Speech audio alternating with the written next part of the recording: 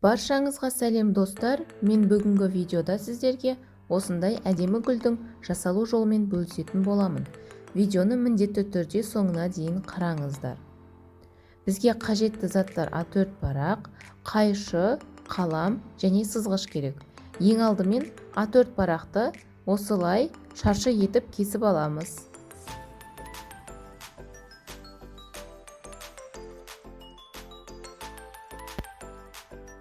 Содан соң осылай симметриялы етіп бүктейміз. Барлық амалдарды осылай видеода көрсетілгендей етіп жасаңыздар.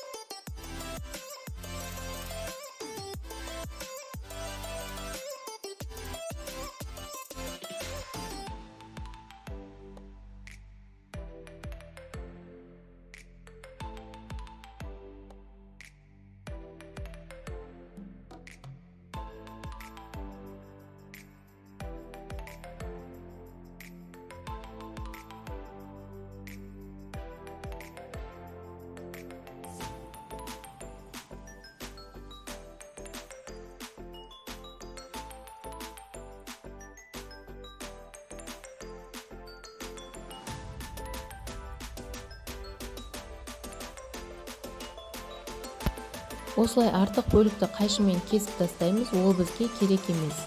Ал енді пайда болған пішінімізді ашып қараймыз. Бізде осындай әдемі 5 бұрыш пайда болады.